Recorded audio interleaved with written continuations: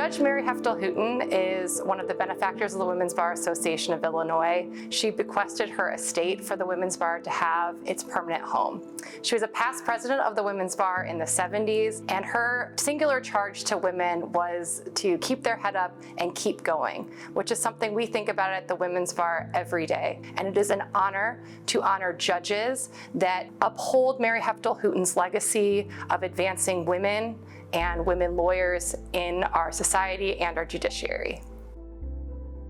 When I found out that I was going to get an award in her name, I knew she had to be outstanding if the Women's Bar Association was honoring her, and found out that she was focused on in the juvenile courts. So I really related to her because there was a big case I had in the U.S. District Court with DCFS, and seeing what the juvenile court was like and what had to be faced, I totally admire what she did and her accomplishments, and so I'm very honored to receive an award in her name. As I think about it, and as I think about the award, I didn't have the pleasure of ever meeting Judge Hooton, but I understand that one of the things that she said to the members of the Women's Bar and to all women lawyers is to keep your head up and keep going. Like, so clearly a force to be reckoned with. What a role model for women lawyers and judges. She's an inspiration to keep fighting the fight and keep trying to find ways to do some service and be of some benefit to the people that you can help.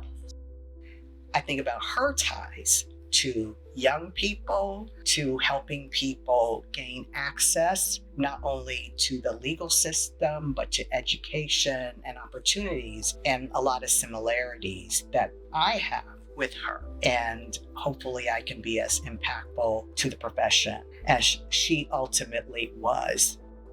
One thing that I'm very grateful for is there are groups, with the Women's Bar Association of Illinois being a big one, that we have so many leaders and mentors that have paved the way and made things easier for me. So I understand that I stand on their shoulders, and I understand as a judge that I stand on Judge Hooton's shoulders.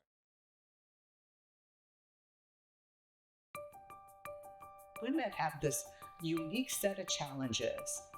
We have to juggle family life with profession, and then also having to show up and convey that we're serious and that we want to be taken seriously. That's a real thing. Even now, it's important to me that women know, look, yes, these are our special circumstances, but we have the fortitude to handle these situations like champs. And I want this next generation of lawyers to know, don't give up your dream. You can have your dream and be a lawyer, and it's room for you.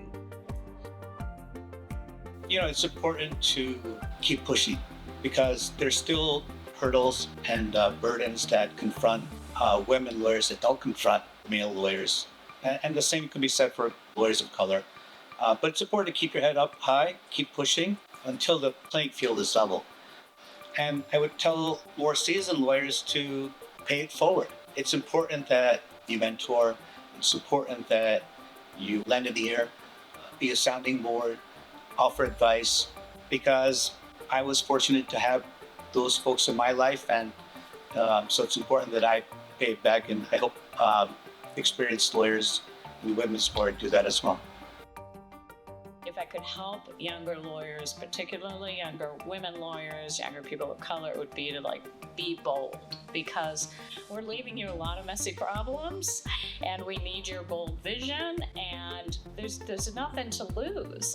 Yeah, you're gonna make mistakes, but you're gonna make mistakes whether you take a bold approach or not. You only move forward if you try. When you get blessings like I've had, then you need to share, because there are lots of hands that help me. And so we need to extend our hands to others. Mentors come in all colors and all shapes and all sizes. There have been people in my career that have extended those hands to me, and that's one of the valuable lessons, I think, of the Women's Bar Association, that it was formed to help women, to share lessons, to reach out, to give back, and to make it easier for those that follow.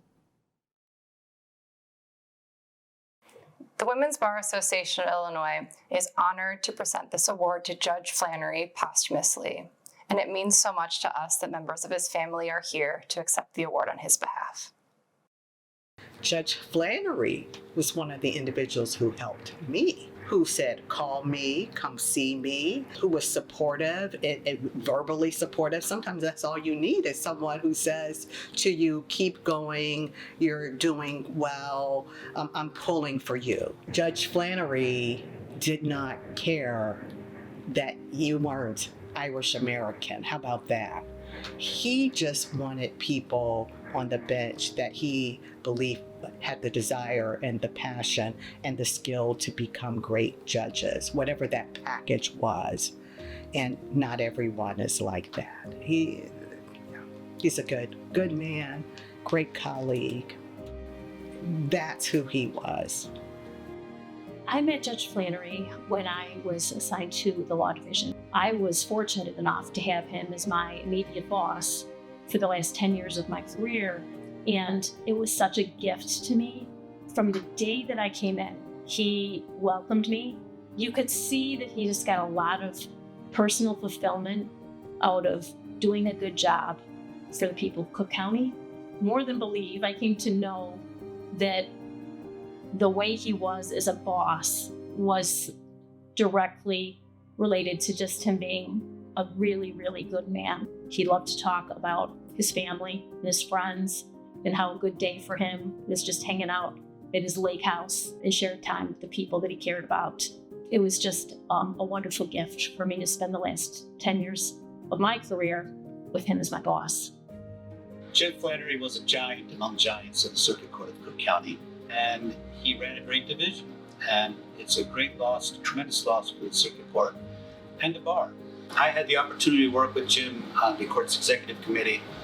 I also had the opportunity to work with him on the associate judge nominating committee. He was all about merit, and that really served the Circuit Court well.